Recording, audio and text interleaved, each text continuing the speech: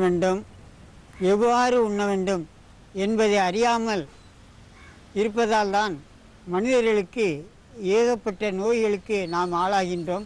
நோயின்றி வாழ முடியாமல் தவித்து கொண்டிருக்கின்றோம். இந்த மூன்றும் அறிந்துவிட்டால் மனிதனுக்கு இயற்கையாகவே ஆரோக்கியம் வந்துவிடும். நோய்க்கு இடம் கொடுக்காமல் நீடித்த ஆயுளுடன் மனிதன் மாமனிதன் இறைமனிதனாக பரிணாம வளர்ச்சியும் பெற முடியும். அதன் அடிப்படையில் மனிதனுக்குரிய இயற்கை உணவு தேங்காயும் பழங்களும் தான். அதன் நிமித்தம்தான் இறைவனுக்கு மனிதனுடைய உணவாகிய இறை உணவாக தேங்காயும் பழமும் இன்றும் நாம் ஆதியிலிருந்து இன்று வரை இறைவனுக்கு படைத்து பண்பு நாம் உண்ண வேண்டும். மிந்தி உண்டிருக்கின்றார்கள், நலமாக வாழ்ந்திருக்கின்றார்கள். இப்பொழுது நாம் உண்ணாததனால் நோய்க்கு இடம் கொடுக்கின்றோம். குரங்கிலிருந்து தான் மனிதன் பரிணாம வளர்ச்சி பெற்றான்.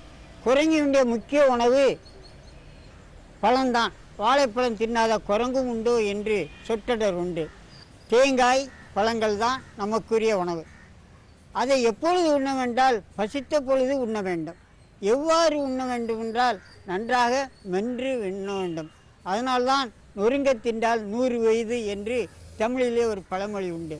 அதன் அடிப்படையில் இப்பொழுது முதல் உணவு தேங்காய் பழத்திலே தேங்காய் தான் தலையாய உணவு. மனிதனுக்கென்றே இயற்கை அல்ல இறைவன் படைத்த உணவு தேங்காய் தான். மனிதனுக்கும் தென்னை மரத்திற்கும் தேங்காய் தரக்கூடிய தென்னை மரத்துக்கும் நெருங்கிய நட்புறவு உண்டு. இன்றைக்கு பிறந்த குழந்தைக்கு தாய்ப்பால் இல்லை என்றால் அந்த தென்னை மரத்திலிருந்து கிடைக்கக்கூடிய இளநீரை வடிகட்டி உணவாக கொடுக்கலாம். அதோடு உயர்வாக தேங்காயை பால் எடுத்து தேங்காய் பால் தாய்ப்பாலுக்கு நிகரானது. இன்னும் சொல்ல போனால் இன்றைய தாய்ப்பாலோட உயர்வானது தேங்காய்ப்பால். அந்த அடிப்படையில் தேங்காய்க்கு தான் தமிழன் தெங்கம்பழம் என்று சொன்னான். மாங்காய் விளங்கி மாம்பழம் ஆன மாதிரி, வாழைக்காய் விளங்கி வாழைப்பழம் ஆன மாதிரி தேங்காய் விளங்கி தெங்கம்பழமாகி அந்த தென்னை மரத்திலே பழுத்த பழம் கொம்பில் இருக்க மாதிரி அந்த தெங்கம்பழம் தானாக விழுது. விழுந்த தேங்காய் குலுக்கி பார்த்தா தண்ணி இருக்கணும். அந்த தேங்காய் தான் உயர்வான தேங்காய். மனிதனுக்கு வேண்டிய அனைத்து சத்துக்களையும் இந்த தேங்காயில் ஒப்படைச்சி உடனே நீ மரத்தில் ஏறி கஷ்டப்பட வேண்டாம், நானே உனக்கு வழங்குறேன்னு இயற்கை கீழே விழுந்து விளங்குது. தேங்காய்க்கு தான் ஷேக் ப்ரூஃப் வாட்டர் ப்ரூஃபும் இயற்கையாக கொடுத்துருக்கு. தெங்கம்பழம் ஒன்று எவ்வளோ உயரம் மரத்துலேருந்து விழுந்தாலும் அந்த தெங்கம்பழம்னா விளங்கிய தேங்காய் தானாக விழுற தேங்காய் சிதையறதில்லை. வேறு எந்த வாழைப்பழமோ மாம்பழமோ விளங்கி தானாக கீழே விழுந்தால் உடனே சிதைஞ்சிடும். அதுதான் இதுக்கு ஷேக் ப்ரூஃப். அடுத்தால தெங்கம்பழத்துக்கு வாட்டர் ப்ரூஃபும் இயற்கையாக கொடுத்துருக்குது. தேங்காயை மட்டும் நல்லா மென்று சாப்பிட்றதுக்கு இயல்பாகவே இருக்குது. வேறு பழத்தை கூட முழுங்கிடலாம், மெல்றதுக்கு வாய்ப்பு இல்லை. கனிஞ்ச பழம் தேங்காயை தெங்கம்பழத்தை நல்ல சூயிங் வெறுவல் நொறுங்க தின்றால் 100 வயதுன்னு அதுக்கு தேங்காய் தான் சிறந்த வாய்ப்பு கொடுக்குது. மற்ற பழமரங்கள்லாம் கிளை வளரும். தென்னை மரம் ஒன்று தான் நேராக வடிகட்டி மண்ணில் இருக்கிற வேண்டாத நச்சுகளை வடிகட்டி தாளால் உண்டு தலையால் வழங்குகின்றது. அப்புறம் தென்னை மரத்தின் அனைத்து பாகங்களும் மனிதனுக்கு பயன்படுகின்றது. தென்னம்பாலை பல் தேய்க்க பயன்படுத்தலாம். தென்னை ஓலையை கூரையாக மேய்ந்து வசிக்க பயன்படுத்தலாம். தென்னை மட்டையை மரமாக வீடு கட்ட பயன்படுத்தலாம். அப்புறம் இன்றைக்கி ஒரு தாய் கருவுற்று அது வளர்ச்சி பெற்று 10 மாதம் கழித்து அந்த கரு வெளியிலே ஒரு உயிராக பிரசவிக்கின்றது. அதே போன்று தென்னை மரமும் இன்றைக்கு கருவுற்ற மாதிரி ஒரு பாலை வெடித்து பூ பூத்துதுன்னா அது விளங்கி தேங்காய் விழுவதற்கும் 10 மாதம் ஆகின்றது. தேங்காய் உடைச்சி முதல்ல அதிலிருந்து வருகின்ற தண்ணியை குடிக்கும் பொழுது நமக்கு வறண்டு கிடந்த உணவு குழாயை லூப்ரிகேட் வலுவழுப்புன்னு ஆக்கின்றது. பின்பு கடுமையான தேங்காய் சில்லையை கடித்து சாப்பிடும் பொழுது எளிதாக உணவு குழாய்க்குள் அந்த தேங்காய் செல்கின்றது. தேங்காய் சாப்பிடும் பொழுது தோல் பல பலன் இருக்கின்றது. தேங்காயை நல்லா சாப்பிடும்போது நல்ல பசியாகுது. நமக்கு வேணுங்கிற வலு ஸ்டெமினாவும் தேங்காயை பழத்தை காட்டிலும் ஸ்டெமினா வலுவும் தேங்காய் தான் கொடுக்குது. விநாயகருக்கு தேங்காய் விடலை போடுகிற தத்துவமே அந்த விடலை தேங்காயை ஏழை குழந்தைகள் பொறுக்கி தின்று நல்ல ஆரோக்கியமாக வாழ வேண்டும் என்று தான் நம்ம முன்னோர்கள் விநாயகருக்கு விடலை தேங்காயை பழக்கமாக கொண்டு வந்தார்கள். மேலும் தமிழ்நாட்டில் கறிக்கு அரிக்கிற தேங்காய் தின்பதற்கு பிள்ளை இல்லையே என்று பிள்ளை இல்லாத தாய் குழந்தை பெறாத தாய் வருத்தப்படுவதாக ஒரு பழமொழி உண்டு. அப்படி என்றால் சிறு குழந்தைகளுக்கு தேங்காய் சிறந்த உணவு, அருமையான உணவு. நான் சிறு பையனாக இருக்கும் பொழுது எங்களுக்கு பண்டமாக ஒரு சிலு தேங்காய் அப்புறம் ஒரு அச்சுவலம் தான் கொடுப்பார்கள். இப்பொழுது போல் மிக்சர் பிஸ்கட்டு இதெல்லாம் கொடுக்க மாட்டார்கள். இன்றைக்கு பழையமை மாறி புதுமா வந்தனால தான் சிறு குழந்தைகளுக்கு ஏகப்பட்ட உடல் வலு இல்லை, மன வலு இல்லாமல் திண்டாடுறாங்க. தேங்காய்க்கு அடுத்தபடியாக ரெண்டாவது ஏற்கனவு வாழைப்பழம். நாம் வாழ்வதற்குரிய பழம்தான் வாழைப்பழம்தான், வாழைப்பழனும் அறிவு இருக்க வேண்டும் என்பது எனது சிந்தனை. ஆக மனிதன் உயிர் வாழ்வதற்குரிய பழம் தெங்கம்பழத்துக்கு அடுத்தபடியாக வாழைப்பழம்தான். வாழை மரமும் வாழையடி வாழையாக எளிதில் எந்த பழமரம் ஒன்று அழிவதில்லை. அதுபோன்று மனிதனும் வாழைப்பழத்தை சாப்பிட்டு வாழையடி வாழையாக மனிதனும் நிலைத்து இருக்க வேண்டும் என்பதற்காகத்தான் வாழைப்பழம் தின்ன வேண்டும் என்று நமது முன்னோர் வழக்கம் கூறியுள்ளார்கள். மேற்கொண்டு தெங்கம்பழமும் வாழைப்பழமும் எல்லா பருவங்களிலும் கிடைக்கக்கூடியது. மற்ற பழங்கள் கோடை காலத்தில் தான் பெரும்பாலும் கிடைக்கும். அதனால் இரண்டாவது இடம் வாழைப்பழத்துக்கு கொடுக்கின்றோம். இன்றைக்கு 6 மாதம் வரலும் பிறந்த குழந்தைக்கு தாய்ப்பால் அல்லது தேங்காய்ப்பால் அல்லது இளநீர் என்று கவனித்தோம். அதுக்கு அடுத்தபடியாக 6 மாதம் ஆனதுக்கப்புறம் அதுக்கு பேசுவதற்கு நடமாடுவதற்கு சக்தி வேணுமே. சக்தி தரக்கூடியதான் பழங்கள். அந்த பழங்களே தலையாய பழம் வாழைப்பழம்.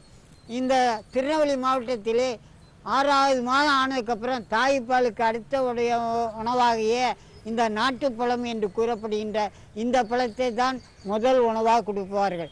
கனிந்த நாட்டுப்பழத்தை நன்கு பிசைஞ்சு கையிலே கூழாக்கி அந்த குழந்தைக்கு வாயிலே அந்த தாய் ஊட்டும் பொழுது அந்த குழந்தை பொக்குவாயில் நல்ல மென்று சாப்பிடும்.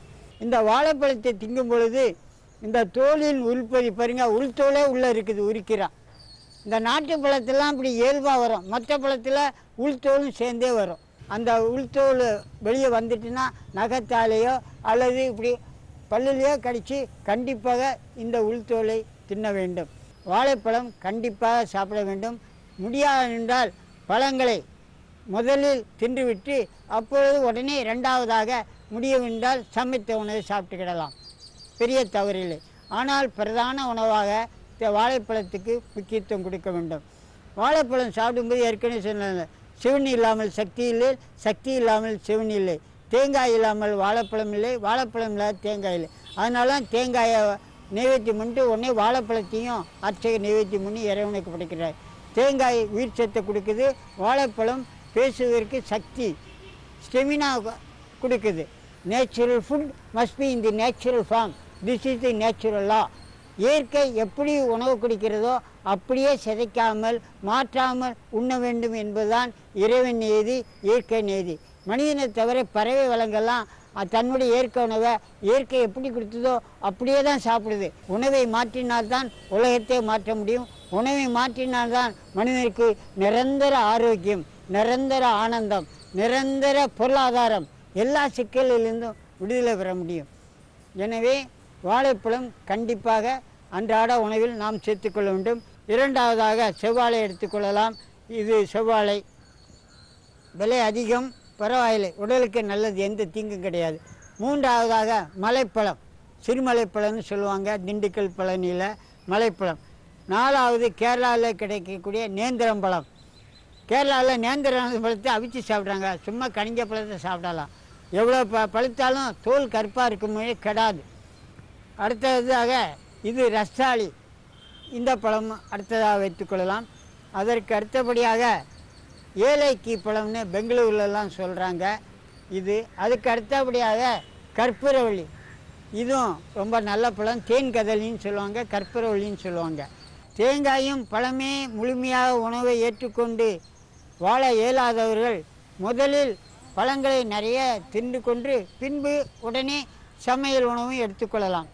அதுக்கு அடுத்த கட்டமாக 3 வேளை உணவில் 1 வேளை தேங்காயும் பழமும் சமையல் உணவு சேர்க்காமல் முழுமையாக தேங்காயும் பழவைகளும் சாப்பிட்டு கொண்டு 2 வேளை பழங்களை அதிகமாக எடுத்துக்கொண்டு பின்பு உடனே சமையல் உணவை எடுத்துக்கொள்ளலாம்.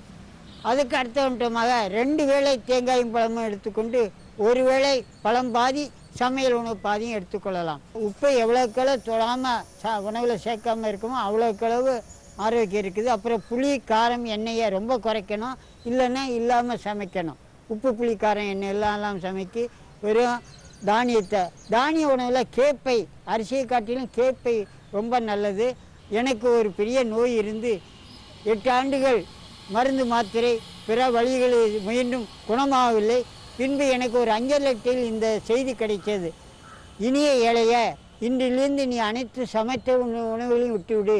சமைக்காத உணவுகளாகிய தேங்காய், பழங்கள், பச்சை காய்கறிகள், முளைகட்டிய தானியங்கள், அவல் என்று சாப்பிடு. நீ சாப்பிட்ற மருந்தெல்லாம், ஆங்கில மருந்தெல்லாம் உடனே எழுந்து விட்டுவிடு, நலம் பெறுவாயின்னு எழுதினாங்க. அதை கடைப்பிடிச்சேன். உடனே ஒரு மாதத்தில் 8 ஆண்டுகளாக தீராத நோய் தீர்ந்தது என் உடம்பில். இது மாதிரி என்னை போன்று ஆங்காங்கே இந்த மாதிரி துறையிலே குணமடைந்தவர்கள் நூல்கள் உலகம் முழுக்கும் அங்கங்கே மெல்ல மெல்ல அதிகரித்து கொண்டு இருக்கின்றது. மக்கள் கவனம் கொஞ்சம் கொஞ்சம் வந்து கொண்டிருக்கின்றது. எனவே இதை பார்க்கும் புதிய நேயர்கள் அனைவரும் இன்றிலிருந்து நீங்கள் விளையாட்டாகவோ இது முடியாத காரியமாகவோ நினைக்க வேண்டாம். முயன்றால் வாராதும் உழவோ, பயிற்சியும் முயற்சியும் இருந்தால் சாதனையாளனாக திகழலாம். எறும்பு ஊற ஊற கல்லுந்தேயும். அதுபோன்று நாம் இந்த மாதிரி மெல்ல மெல்ல அல்லது வேகமாக உணவை மாற்றினால் ஆரோக்கியம் நம்மிடையே எப்பொழுதும் இருக்கும்.